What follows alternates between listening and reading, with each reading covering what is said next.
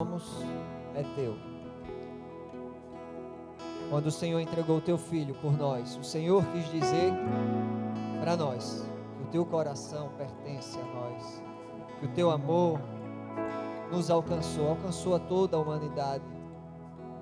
O Senhor entregou o seu Filho e fez o maior gesto de amor por nós. Que nós possamos viver essa canção, que nós possamos, Deus, fazer essa oração a cada segundo do nosso viver.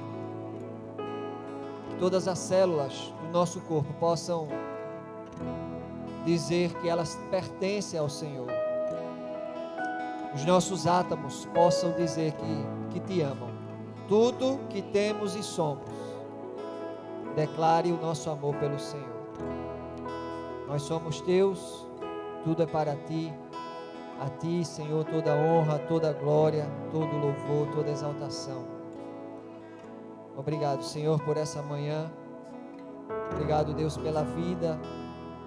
As tuas misericórdias se renovaram sobre nós. E obrigado, Senhor, por nos alimentar, por nos nutrir com a tua presença. Fala conosco em nome de Jesus. Amém. Os irmãos podem se assentar. Saudamos os irmãos com a paz do Senhor. A todos que nos acompanham também pelas mídias sociais. Que o Senhor o abençoe sua casa, a sua família, nessa manhã abençoada de chuva, mas uma manhã bela que o Senhor fez para nós. Irmãos, nessa manhã eu tenho duas perguntas que o Senhor me fez pensar nesses últimos dias. E eu queria partilhar com os irmãos sobre isso. Primeiro, nesse tempo de recolhida, a gente sabe que há esse toque, há esse momento de reclusão. E eu me lembro de um famoso pensador, filósofo, dizendo que na Alemanha, quando havia um toque de recolher, e ele foi pego pelos guardas, transitando em uma praça, e os guardas pararam, perguntaram: Senhor, por favor, identificação, precisamos saber quem é o Senhor, precisamos também saber de onde o Senhor vem, e preciso saber para onde o Senhor está indo uma hora dessa. E ele disse: meu caro, há 50 anos que eu tento responder essas perguntas: quem eu sou, para onde vou e da onde vim. E também um irmão compartilhou comigo uma mensagem desses palestrantes famosos, e o palestrante falando sobre propósito, ele disse: Lucas, eu sei que você gosta, dá uma escutada. E eu percebi que a mensagem ali estava realmente muito boa, ele falando sobre propósito, que você deve fazer tudo aquilo que você nasceu para ser, as habilidades que você tem, excelente. Ele disse: o que é que você acha? Pelos comentários, as pessoas diziam assim: mas eu não sei do meu propósito, eu não sei o que fazer, por que eu começo as coisas e não termino? Eu não tenho certeza do meu futuro. Eu respondi para ele o seguinte: antes de alguém saber o que ela vai fazer, ela precisa saber quem ela é. Se você não souber quem você é, você não vai saber o que você deve fazer. É por isso que talvez você conheça muita gente que começa cursos e diz assim: eu não consigo terminar. Eu comecei a faculdade, mas no meio do caminho eu não sei se era isso que eu queria. Eu comecei ou eu fiz o curso, quando eu terminei, eu não me vejo nisso, eu não consigo continuar, eu não sei o que eu vou fazer da minha vida. E nesse tempo de desafiador, onde a gente encontra desafios emocionais, é comum agora as pessoas estarem confusas, tanto emocionalmente, que afeta também as suas decisões pessoais. As pessoas dizem: eu não sei como vai ser o amanhã, eu não sei o que é que eu vou fazer. E já vi muita gente dizendo assim: eu comecei, mas eu não sei porque eu comecei. Eu terminei, mas eu não sei se vou ser o que eu estudei. E Deus falando no meu coração, talvez falta a gente ter mais essa clareza de quem a gente é. Primeiro, você é filho de Deus. Mas a todos quantos o receberam, deu-lhes o poder de serem feitos filhos de Deus. E abra sua Bíblia em Romanos, capítulo 8. Romanos, capítulo 8.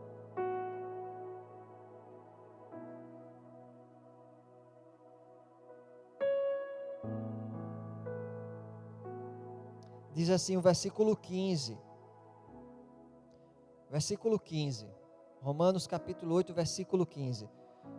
Pois vocês não receberam um espírito que os escravize para novamente temerem, mas receberam o espírito que os torna filhos por adoção, por meio do qual clamamos, Abba, Pai. O próprio Espírito testemunha ao nosso espírito que somos filhos de Deus. As outras religiões, elas não têm a capacidade, elas não têm essa propriedade. Eles não chamam o Deus deles de Pai. Isso difere o cristianismo de tudo. Por isso que aqui não é pregado nenhuma religião. Você tem um Pai. Você é um filho amado de Deus. E aqui continua no versículo 17 que diz assim: se somos filhos, então somos herdeiros. Herdeiros de Deus e co-herdeiros com Cristo, se de fato participamos dos seus sofrimentos, para que também participemos da sua glória. Isso é maravilhoso, porque além de você poder chamar o seu Deus de Pai, Ele está dizendo: você é co-herdeiro com Cristo. Agora pense em quantas bênçãos eu e você temos acesso, temos direito por sermos co-herdeiros. Isso tudo para clarear quem você é. Você é um filho amado de Deus. E há uma ordem de Deus para a gente. Abra sua Bíblia, Salmo 115, versículo 16. Salmo 115, versículo 16.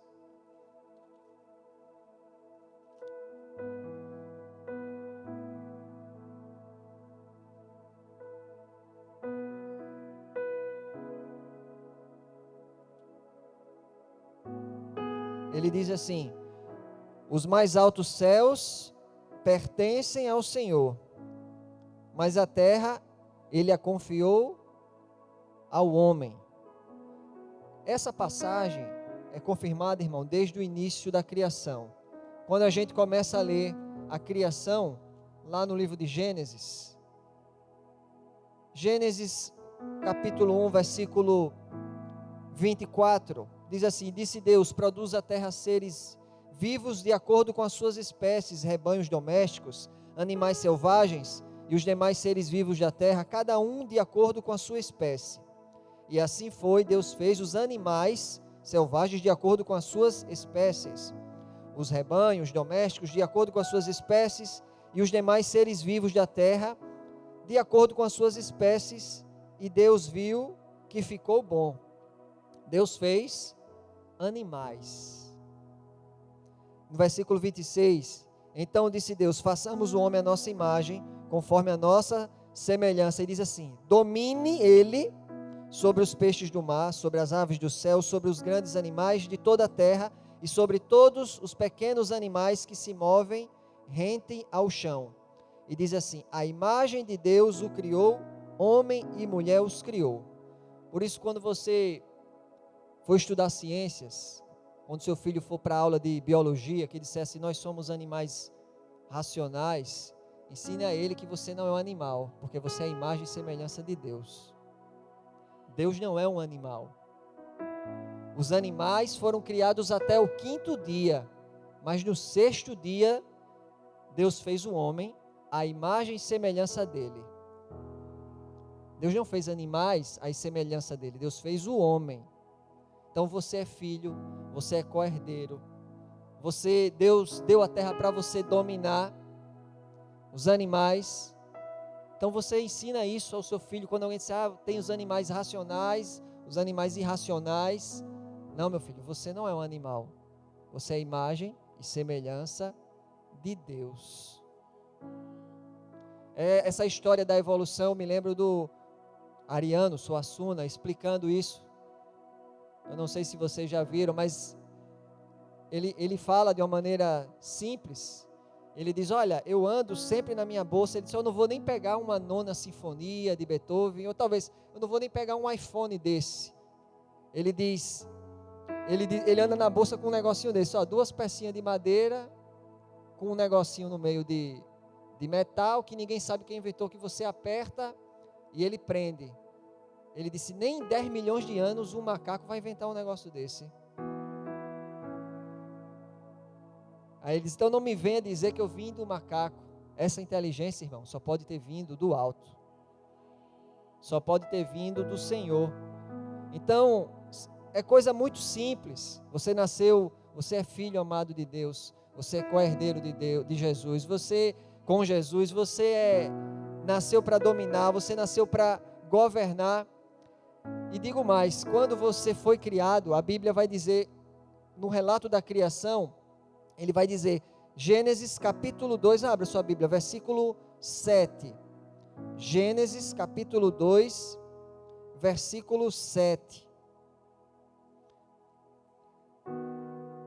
A Bíblia diz que, no versículo 31, do primeiro capítulo, e Deus viu tudo o que havia feito e tudo que havia ficado muito bom, e passaram-se tarde e manhã, e se foi o 6º dia. Tem gente até que brinca, que diz que o homem foi o último ser a ser feito, e a mulher também, porque se ela tivesse feito no primeiro dia, quando Deus fosse fazer as outras coisas, ia ser tanta opinião, né? Ele disse, olha, fiz o homem por último, a mulher, pronto, acabou, agora é o descanso. Não tem mais o que fazer. É uma brincadeira só que alguns fazem, né? Mas tudo que Deus faz é perfeito, é bom, Ele fez tudo no seu tempo certo. Não é? Glória a Deus por isso. Versículo 7 do capítulo 2 diz, então o Senhor Deus formou o homem do pó da terra, e diz assim, soprou as suas narinas o fôlego de vida, e o homem se tornou um ser vivente. Deus não soprou nos animais. Deus soprou naquele que é a imagem e semelhança dele. Se você prestar atenção, essa palavra soprar, ela vem do grego inspiros. Você sabe o que significa em inglês? In e out. In, dentro. E spiros, do grego, que é sopro. Então, Deus soprou dentro. Deus soprou dentro do barro que Ele tinha feito. É por isso que quando a gente morre, o que é barro fica na terra. Mas aquilo que veio de dentro dele, foi o sopro dele, o fôlego dele. É por isso que Agostinho vai dizer que nossa alma não vai descansar enquanto não volta para Ele. Porque Ele soprou, Deus criou a gente de algo que saiu de dentro dele. Ele sopra fôlego de vida. Os animais não têm isso. Você é imagem e semelhança de Deus. E você, a Bíblia diz, governe sobre tudo. A terra está bagunçada assim, porque muitos de nós esqueceram de governar. De governar bem. O mesmo texto lá de Romanos 8, se você voltar, vai dizer que a criação está aguardando com ardente expectativa a manifestação de quem? Dos filhos de Deus. Então, quando o mundo, você vê o mundo bagunçado, você diz, eu preciso manifestar tudo aquilo que Deus depositou em mim para consertar essa bagunça aí. A gente não pode deixar, a gente não pode ser omisso, a gente não pode deixar que aquilo que Deus colocou em nós, os talentos, aquilo que Deus colocou dentro de você, a sabedoria, a inteligência, a criatividade, aquilo, mesmo que você diga, olha, eu sou tão pequeno, eu não sei tanta coisa, faça a sua parte. Faça o que você tem de fazer. Isso é a visão de Saul, que mesmo no final da vida, mesmo sendo escolhido como rei, Samuel chega para ele e ele diz, eu compartilho isso com os meninos do louvor, mesmo você sendo escolhido, ele diz, você sempre foi pequeno aos seus olhos, mas Deus te escolheu. Tem muita gente com esse complexo de inferioridade. Deus escolheu você para ser rei e sacerdote, e tem gente que fica dizendo, mas eu sou muito pequeno, não consigo. Diante dele, nós somos pequenos, e nós devemos andar em humildade, mas uma humildade que vai permitir de maneira adequada, de maneira equilibrada, que eu e você sejamos tudo aquilo que Ele quer que a gente seja. É uma vida onde a arrogância, a prepotência, não faz parte da vida do cristão. Você deve ser tudo aquilo que Deus tem para você. E se você brilhar em algum momento, você sabe que a glória é dele. Porque ele disse isso, assim também brilhe a vossa luz diante dos homens, para que vejam as vossas boas obras e glorifiquem o vosso Pai que está nos céus. Mateus 5,16, palavras de Jesus no Sermão do Monte. E é tempo da gente brilhar, mas para você brilhar, você precisa saber quem você é. Você precisa ter esse senso de identidade e de propósito muito claro na sua vida. E nesse tempo as pessoas parecem que estão ficando cada vez mais confusas com aquilo que elas têm que fazer. O medo parece que está apavorando a muitos. Lembre-se que as portas do inferno não prevalecerão contra a igreja do Senhor. É a igreja que está avançando. Mesmo com muitas igrejas fechadas e que a gente respeita, o tempo ou o feeling de cada um, a direção, a igreja aqui está permanecendo aberta e fazendo todas as suas atividades. As pessoas estão sendo salvas via internet, via YouTube. Teve gravação, tem EBD, tem vigília, tem oração, tem culto, tem live. A igreja não se acovarda. Você, irmão, tem que ser tão perigoso para o inferno, que quem tem pesadelos é o diabo com você.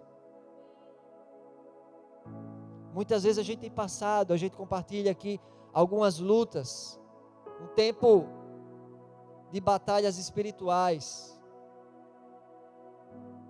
E às vezes o diabo tem se levantado de maneira furiosa. Mas ele levanta e ele vai levantar a oposição justamente porque há um povo que está andando na contramão do inferno. E todas as vezes a gente vai encontrar essa oposição, mas é uma oposição que lá no Apocalipse já diz que a gente já venceu. Que nós já vencemos. Ele levanta para cair e a gente precisa estar muito consciente dessas coisas, muito claro disso. Abra sua Bíblia no livro de Marcos. Marcos capítulo 5.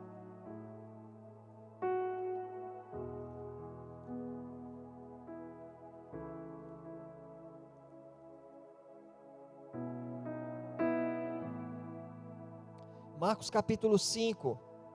Jesus estava indo para a casa de Jairo. Vou ler o versículo 35.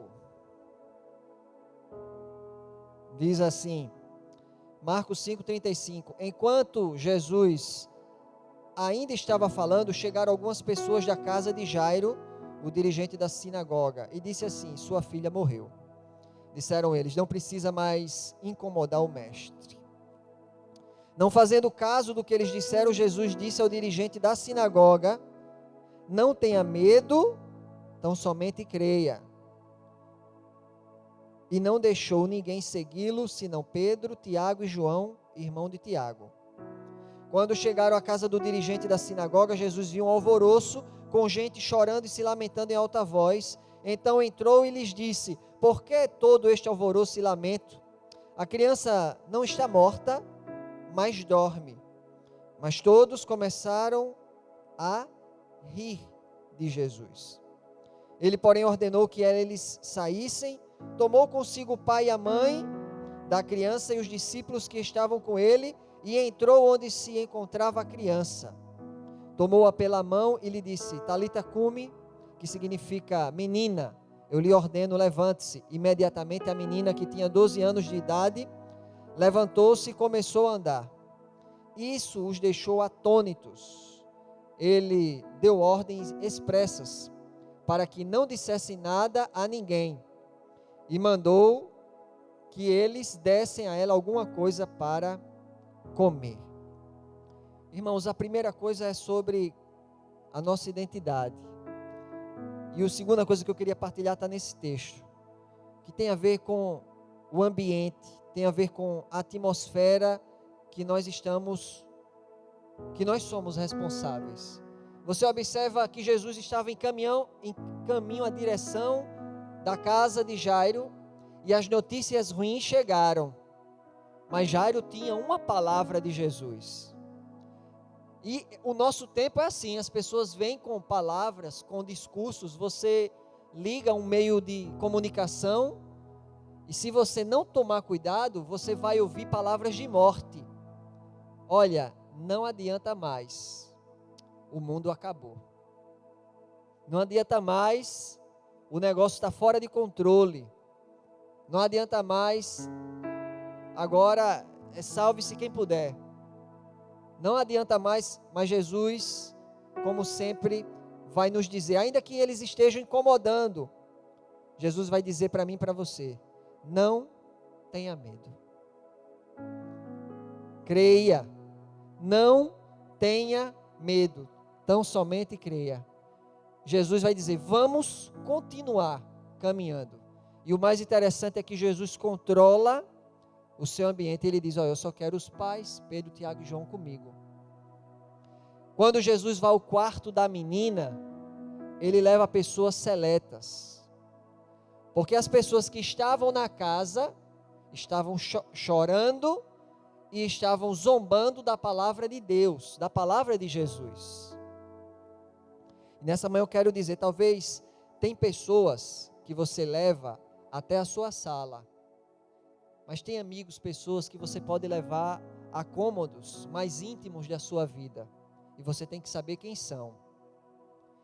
Tem pessoas que na sua sala vai chorar da sua desgraça e vai rir das palavras de Jesus. E tem pessoas que podem caminhar com você crendo em tudo que Deus e que Jesus falou para você. E você deve controlar esse ambiente, você deve discernir esse ambiente, porque é uma tarefa sua, de governo seu. Então preste muita atenção nas palavras que você está ouvindo a cada manhã. O Salmo vai dizer, antes medita de dia e de noite, no Jornal Nacional, Antes medita de dia e de noite no portal ABC. Antes medita de dia e de noite na palavra do Senhor. Josué também vai dizer a mesma coisa, não te apartes das palavras, não te aparte desse livro. Esse ambiente de milagres, que Jesus está ali, disse, olha, estão chorando porque eles não entendem. O homem natural, ele não entende as coisas do Espírito.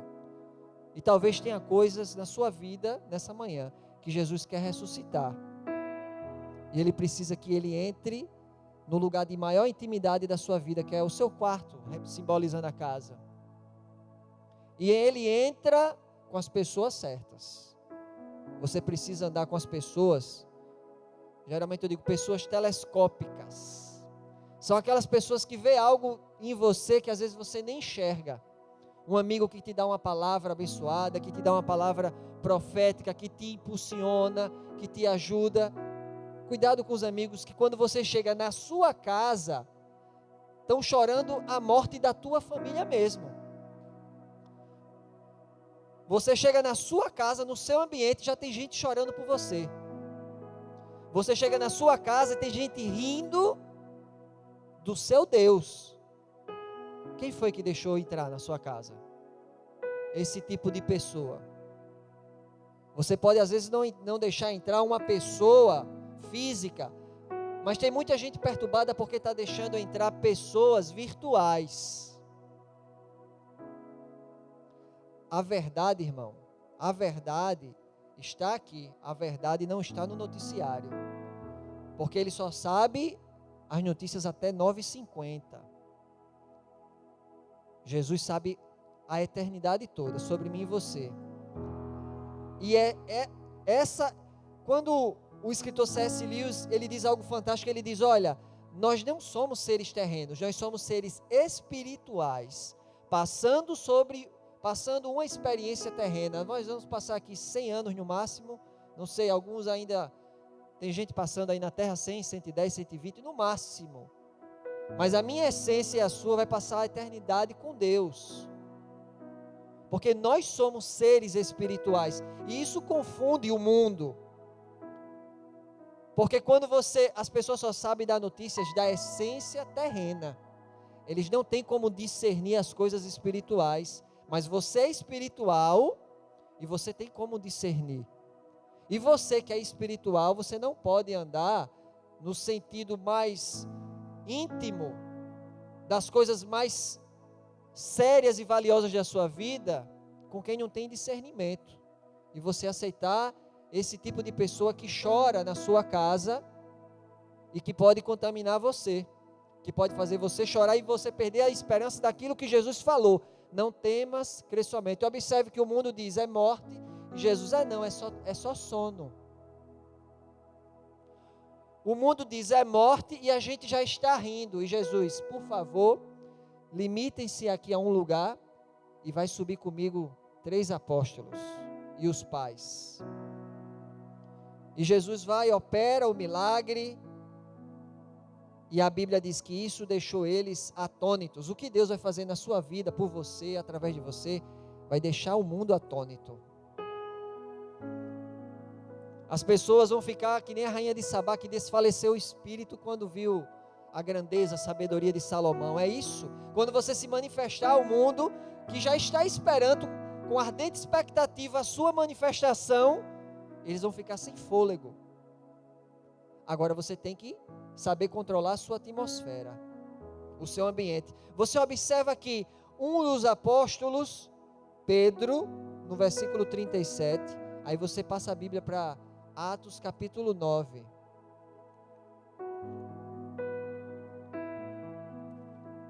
Atos capítulo 9.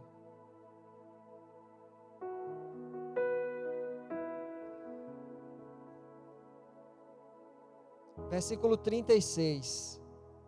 Preste atenção. Agora Pedro já caminhava um bom tempo, tinha mais experiência, e observe, em Jope havia uma discípula chamada Tabita, que em grego é Dorcas, que se dedicava a praticar boas obras e dar esmolas. Naqueles dias ela ficou doente e morreu, e seu corpo foi lavado e colocado de novo, olha onde? Num quarto do andar superior. Mais uma vez uma morte, num lugar de intimidade da casa. Lida ficava perto de Jope. Quando os discípulos ouviram falar que Pedro estava em Lida, mandaram-lhe 2 homens dizer-lhe: não se demore em vir até nós. Pedro foi com eles e quando chegou, foi levado para o quarto do andar superior. Mais uma vez, todas as viúvas o rodearam, chorando e mostrando-lhe os vestidos e outras roupas que Dorcas tinha feito quando ainda estava com elas. Versículo 40. A lição de Jesus foi aprendida por Pedro. Pedro mandou que todos saíssem do quarto, depois ajoelhou-se e orou. Voltando-se para a mulher morta, disse: Tabita, levante-se. Ela abriu os olhos e, vendo Pedro, sentou-se. Tomando-a pela mão, ajudou-a a pôr-se em pé. Então, chamando os santos e as viúvas, apresentou-a viva. Esse fato tornou conhecido em toda a cidade de Jope, e muitos creram no Senhor. Pedro ficou em Jope durante algum tempo com um curtidor de couro chamado Simão. Observe como o discípulo aprendeu com Jesus. Mais uma vez, alguém morre, mais uma vez alguém está no quarto. E Pedro diz: se retirem. Pedro entra no quarto, se ajoelha, ora pela menina, ela ressuscita, todos ficam maravilhados. E eu vim aqui nessa manhã, talvez você precise entrar no seu quarto, se ajoelhar, só você e Deus, para que coisas que estão mortas possam ressuscitar. Talvez você precise se afastar e deixar pessoas que estão rindo das promessas de Deus na sua vida, pessoas que não entendem por enquanto, porque mais para frente elas vão ficar atônitas e vão se maravilhar e vão se converter a partir do seu testemunho. Mas é necessário que você tome uma determinada posição, porque não é fácil quando você chega diante de situações difíceis e que está todo mundo dizendo um veredito, morreu e não tem jeito, na hora que está todo mundo rindo, na hora que as pessoas mostram as estatísticas, na hora que as pessoas mostram os relatórios, e você diz assim: o Senhor me disse uma outra palavra. E as pessoas podem rir de você, e muitas vezes, observe que Jesus subiu com 5 pessoas. Aqui Pedro chamou sozinho e disse: pode ficar todo mundo aqui, só vai eu para o quarto. Tem momentos que você vai andar para o quarto da sua vida com alguns amigos. E tem momentos que você vai ter que subir sozinho. E que você vai se ajoelhar sozinho ou sozinha, para Deus fazer algo que você só vai poder revelar quando acontecer. Eles vão ter que ver, porque muitas pessoas estão só esperando no playground para poder chorar ou sorrir do que Deus falou com você, das promessas de Deus. E nessa manhã eu vim aqui para falar essas duas coisas. Você precisa estar muito claro de quem você é, de que você é filho de Deus, de que você é amado, de que você é um co-herdeiro com Jesus, de que você nasceu para governar, de que o mundo está esperando a manifestação, com ardente expectativa, a manifestação de tudo aquilo que Deus colocou em você. Para que você haja, você tenha uma ação. Você não é um animal, você é a imagem e semelhança do Criador. Ele soprou dentro da gente, o Espírito Santo mora dentro da gente, e a gente precisa controlar os nossos ambientes, as nossas atmosferas. A quantidade de pessoas que estão com a mente confusa, perturbada, é incontável. E eu vou dar um filtro para você, o filtro que Paulo nos ensina, Filipenses 4:8. Abra sua Bíblia e você marca, e você coloca isso na tua televisão, assim, um post-it, coloca no teu computador e coloca no teu celular, porque aí você usa esse filtro. Filipenses 4:8 vai dizer assim: finalmente, irmãos, tudo o que for verdadeiro, tudo o que for nobre, tudo o que for correto, tudo o que for puro, tudo o que for amável, tudo o que for de boa fama, se houver algo de excelente ou digno de louvor, pensem nessas coisas. Bota um filtro, irmão, porque a gente vem para a igreja, aí canta: meu coração te pertence, Deus, eu quero ser santo, eu quero ser puro.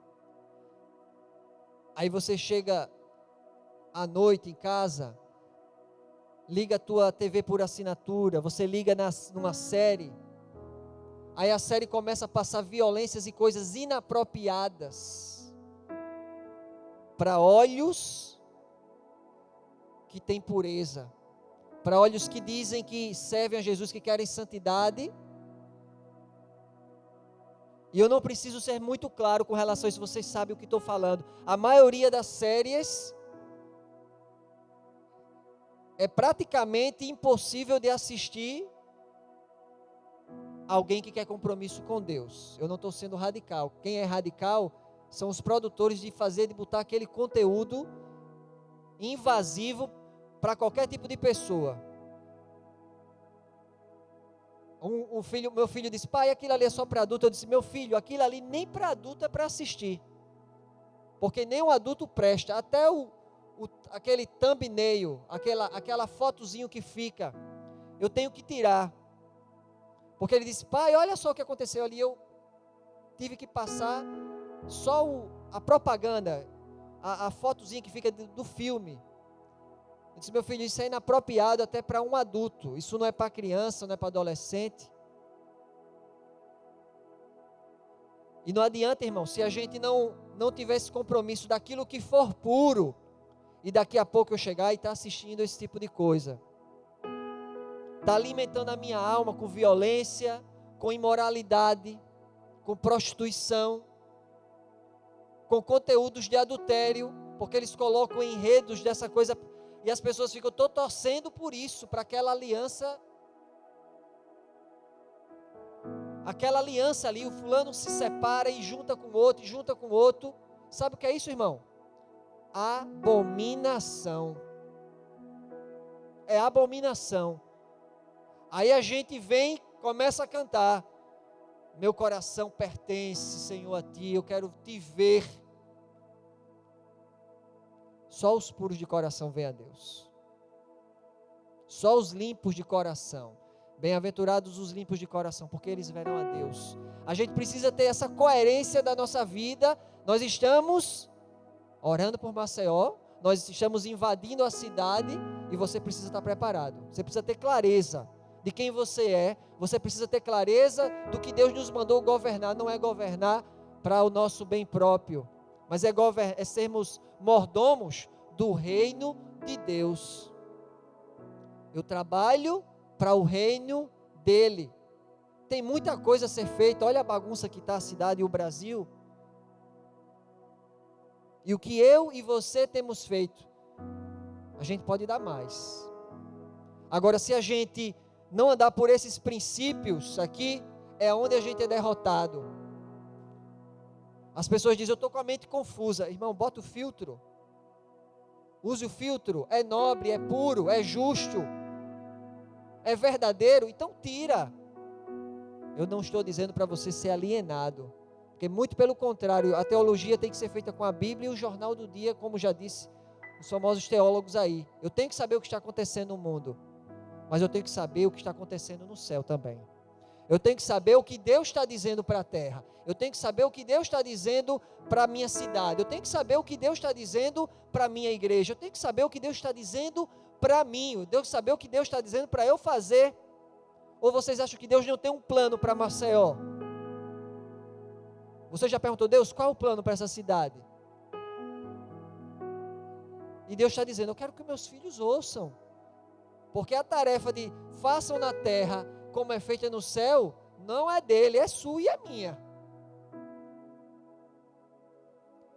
Deus vai derramar o poder dele, a instrução dele, a sabedoria, mas quem tem que fazer a nossa parte de governo sou eu e você. E muita gente tem sido derrotado nisso, pelos ambientes e atmosferas que não são controlados. E o último texto que eu vou ler, a equipe de louvor pode subir, Isaías, abra sua Bíblia, Isaías 61. Isaías 61 e eu encerro.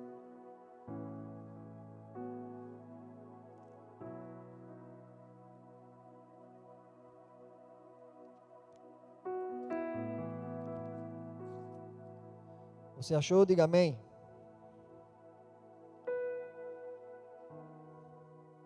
O Espírito do Soberano, o Senhor, você vai ler na primeira pessoa, viu? Está sobre mim. E você vai dizer: está sobre mim. Porque o Senhor ungiu-me para levar as boas notícias aos pobres, enviou-me para cuidar dos que estão com o coração quebrantado, anunciar liberdade aos cativos e libertação das trevas aos prisioneiros, para proclamar o ano da bondade do Senhor e o dia da vingança do nosso Deus, para consolar todos os que andam tristes e dar a todos os que choram em Sião uma bela coroa em vez de cinzas, o óleo da alegria em vez de pranto e o manto de louvor em vez de espírito deprimido. Eles serão chamados carvalhos de justiça, plantio do Senhor, pela manifestação da sua glória. Agora grife versículo 4 e leia todas as vezes que você puder essa palavra profética para a nossa casa, a nossa família, para essa cidade. Eu e você: eles reconstruirão as velhas ruínas e restaurarão os antigos escombros, renovarão as cidades arruinadas que têm sido devastadas de geração em geração. Tem ruínas, irmãos, para a gente reconstruir. Tem escombros que precisamos restaurar. E cidades, a nossa Alagoas, que foram arruinadas, que foram devastadas de geração após geração. Mas eu quero te dizer que parou nessa geração. E que agora é o momento da igreja se levantar. E agora ela vai ser renovada. Está aqui. Renovarão as cidades arruinadas. Isso aqui está no meu quarto. Essa palavra profética eu passo por ela todos os dias, várias vezes. Porque eu creio nisso. São 104 municípios, Alagoas, é isso? 102 municípios. Deus, essas cidades que foram devastadas, não interessa se pela política, corrupção, roubalheira, o que for. Eu digo, essa é a nossa missão, vamos reconstruir. E como o nosso pastor falou ontem, não podemos construir o nosso ministério sobre os escombros da nossa família. A primeira coisa é reconstruir, é renovar dentro da nossa casa. É por isso que eu falei que às vezes você precisa subir dentro do seu quarto sozinho, porque tem coisas mortas que você precisa começar lá. É dentro de casa, dentro do seu lugar mais íntimo. Talvez você precise fazer com os amigos, conversar, pedir oração. Talvez você precise fazer isso sozinho, é você e Deus. Mas Deus vai ressuscitar o que está morto na sua vida. E a partir daí você pode descer e falar para o mundo, porque o mundo vai ficar atônito com o que Deus vai fazer nas nossas vidas. Amém.